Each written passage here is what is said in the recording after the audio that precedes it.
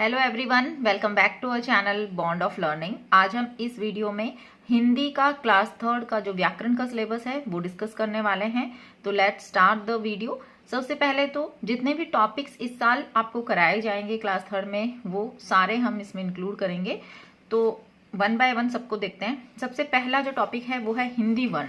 तो वर्ण जैसे हर क्लास में रिवाइज कराए जाते हैं। वर्ण मतलब व्यंजन हो गए और आपके स्वर हो गए, ठीक है। यहाँ पे वर्ण विच्छेद भी इंट्रोड्यूस कर दिया गया है इस साल। वर्ण विच्छेद मतलब एक जो शब्द है उसको अलग अलग तोड़ देना, ठीक है। वर्ण विच्छेद पे मैंने डिटेल वीडियो बनाया हुआ है, अगर आपको देखना है तो हिंदी की प्लेलिस्ट में मिल जाएगा या फिर इस वीडियो के डिस्क्रिप्शन बॉक्स में भी मैं उसका लिंक दे दूंगी, ठीक है। तो नेक्स्ट है हमारा यहाँ पे नाम। नाम मतलब संज्ञा, ठीक है। जो इंग्लिश में हम जो नाउन पढ़ते हैं ना वही है यहाँ पे नाम। हमारे इर्द गिर्द जितनी भी चीजें हैं सबका कुछ ना कुछ नाम है, ठीक है।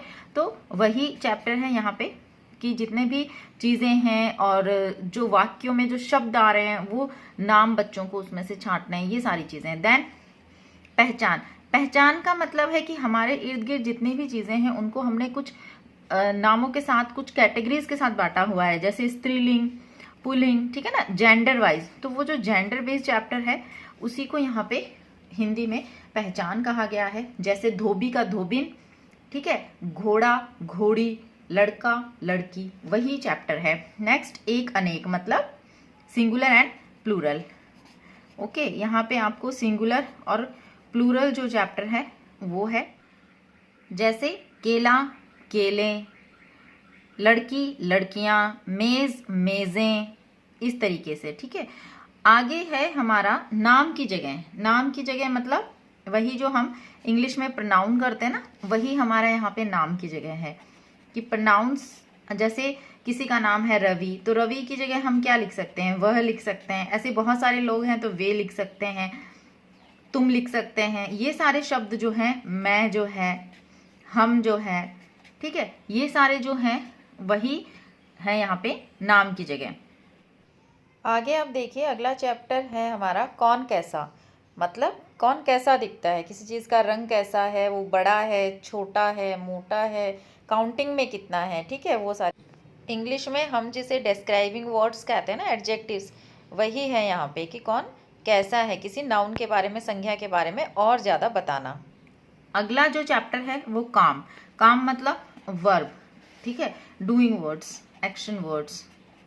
तो वर्ब का चैप्टर है कि कौन क्या कर रहा है। जैसे लड़कियां पढ़ रही हैं, आदमी अखबार पढ़ रहा है, रवि साइकिल चला रहा है, औरतें कपड़े धो रही हैं। तो वो वर्ब चैप्टर हिंदी का है यहाँ पे। नेक्स्ट बातें और बातें। इसमें क्या कहा गया है कि बातें और बातें का मतलब है यहाँ पे बहुत सारे सेंटेंसेस हैं।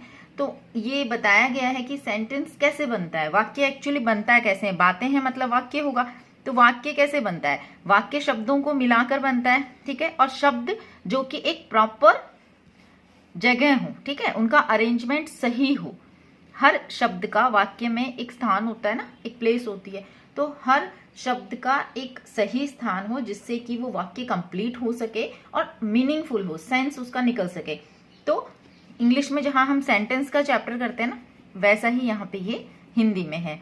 नेक्स्ट है विराम चिन्ह। विराम चिन्ह में अगेन जो हम इंग्लिश में सीखते हैं ना, हमारे ये पंक्चुएशंस, ठीक है, वैसे ही विराम चिन्ह है। पूर्ण विराम है, जैसे फुल स्टॉप है, अर्ध विराम है, ठीक है, और विस्मय आदि बोधक है, जैसे ये वाला एक्सक्लेमेटरी साइन, इस तरीके से। अगला है मुहावरे। मुहावरे बहुत सारे हैं इस साल बच्चों की बुक्स में, ठीक है। तो मुहावरे बच्चों को सिखाए गए हैं। मुहावरे उनकी कोर्स बुक जो है उसमें भी साथ साथ बच्चों को बताए गए हैं कि कौन सा मुहावरा है। और इसमें जो क्वेश्चंस आते हैं वो सीधे मुहावरे भी पूछ लिए जाते हैं और मुहावरे देकर उनसे वाक्य बनाने के लिए भी बच्चों को दिया जाता है कि वो कैसे करना है उनको। नेक्स्ट भी है दिन और महीने। तो दिन महीने भी बच्चे बहुत दिनों से कर रहे हैं, आई मीन बहुत सालों से कर रहे हैं, क्लास फर्स्ट सेकंड से। तो उनको दिन और महीनों के नाम हिंदी में लिखने आने चाहिए। कौन से महीने में कितने दिन होते हैं, ठीक है, और कौन से फेस्टिवल्स आते हैं किस किस महीने में, ये सारी चीजें। फिर है पशु पक्षियों की बोलियां, जो हम इंग्लिश में करते हैं ना, voice of the animals.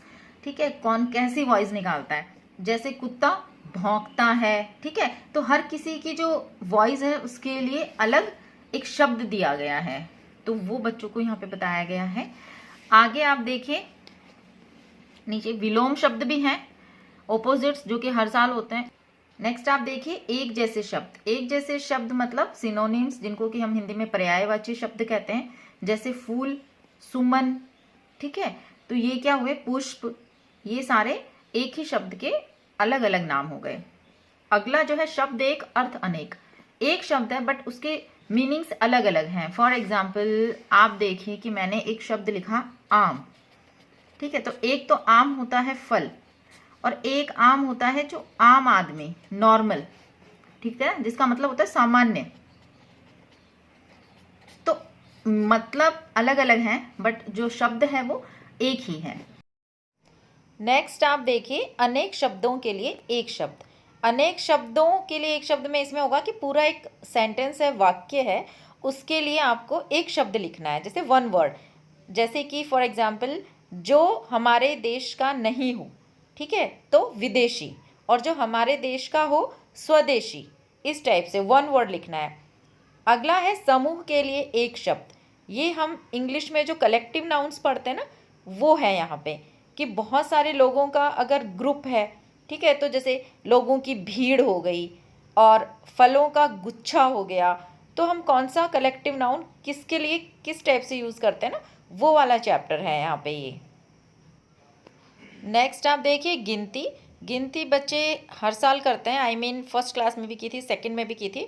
First में जहाँ उन्हें 10 तक करनी थी, सेकंड में 20 तक, और इस साल थर्ड में उन्हें 50 तक हिंदी में काउंटिंग करा दी गई है। ये अलग अलग स्कूल्स के ऊपर डिपेंड है, कई स्कूलों में हो सकता है 30 या 40 तक भी कराएं, बट इस बुक के अकॉर्डिंग 50 तक काउंटिंग बच्चों को हिंदी में आनी चाहिए।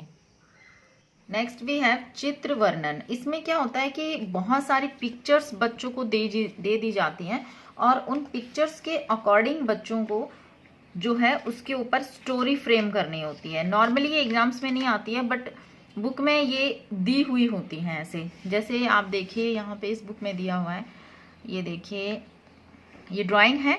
ठीक है, इस चित्र में दो लड़के हैं, ये देखिए दोनों है ना, और ये फिर धीरे धीरे यहाँ पे पूरी स्टोरी फ्रेम की गई है। ऐसे ही कोई पिक्चर देकर बच्चों को स्टोरी फ्रेम करने को कहा जा सकता है। ये एक्चुअली उनमें जो लिखने की स्किल्स हैं और जो सोचने के जो स्किल्स हैं वो उनमें डेवलप करने के लिए इस तरीके के जो पीछे के चैप्टर्स होते हैं ना, वो दिए जाते हैं कि बच्चे देखकर अपने आप से कितना लिख सकते हैं। एक तो लिखा जाएगा उनसे, और बेसिकली वो उस पिक्चर को देखकर क्या थॉट्स आते हैं उनके माइंड में, तो ये होते हैं। नेक्स्ट संवाद लिखना, मतलब बातें लिखना, किसने क्या कहा। जैसे दो लोग आपस में बातें करते हैं ना, डायलॉग जिसको आप बोल सकते हो, एक बच्चे ने ये कहा दूसरे ने, इस तरीके के हैं। अगेन अनुच्छेद लिखना, मतलब पैराग्राफ लिखना किसी भी टॉपिक के ऊपर, जैसे गांव है, मेरा प्रिय खेल है, अपने घर के बारे में लिखना, मेरी प्रिय पुस्तक है, इस तरीके से। जब मेरी पुस्तक खो गई, या फिर जब हमारे घर में पानी नहीं आता, ये जो कुछ भी टॉपिक्स उनको दे दिए जाते हैं जिन पे कि उन्हें पैराग्राफ लिखना होता है। पेड़ की कटाई नहीं करनी चाहिए, एटसेट्रा। अगेन इसके बाद है पत्र लिखना। ये इंपॉर्टेंट है क्योंकि एग्जाम के पॉइंट ऑफ व्यू से इस टाइप का क्वेश्चन हाफ ईयरलीज में एंड फाइनल्स में पक्का आता है। तो पत्र लिखना है, औपचारिक अनौपचारिक दोनों। और कहानी लिखना, ये इतना इंपॉर्टेंट नहीं है एग्जाम के पॉइंट ऑफ व्यू से, इसमें बच्चों को कहानियां लिखनी होती हैं। अगेन जैसे आप देखिए ये यहाँ पे दी हुई है, ठीक है, दो खरगोश हैं, बतख हैं, इस तरीके से। तो कहानी का नाम देकर बच्चों से कहानियां लिखवाई जा सकती हैं, या फिर बिना नाम देकर भी लिखवाई जा सकती हैं। जैसे ये सबको पता है, ये खरगोश और कछुए वाली जो स्टोरी है उसको बच्चों को अपने वर्ड्स में लिखना है और शीर्षक डालना है यहाँ पे। इसमें आगे आप देखिए 24 पे दिया है श्रुत भाव ग्रहण करना। मतलब श्रुत मतलब जो आपने सुना है, चाहे वो पैराग्राफ है, कहानी है, कोई गद्यांश है, ठीक है, उसमें से आपसे क्वेश्चन पूछे जाते हैं। और अपठित गद्यांश जो है ये एग्जाम के पॉइंट ऑफ व्यू से बहुत इंपॉर्टेंट है। लास्ट टॉपिक, इसमें कई बार जो पैराग्राफ है वो पठित आता है, कई बार अपठित गद्यांश आता है, मतलब पैराग्राफ आता है। उसमें से शॉर्ट क्वेश्चंस, लॉन्ग क्वेश्चंस, इस टाइप के क्वेश्चंस बच्चों से पूछे जाते हैं। पिछली क्लासेस में भी उन्होंने किए हुए हैं। तो ये आज के वीडियो में हमने सिर्फ सिलेबस डिस्कस किया है। इसके आगे वर्कशीट्स में हम हर एक जो टॉपिक है उसके ऊपर क्वेश्चंस देखेंगे कि किस टाइप से एग्जाम्स में पूछे जाते हैं। तो आई होप वीडियो आपके लिए यूजफुल रहा होगा। मिलते हैं अगले वीडियो में। Thank you so much for watching.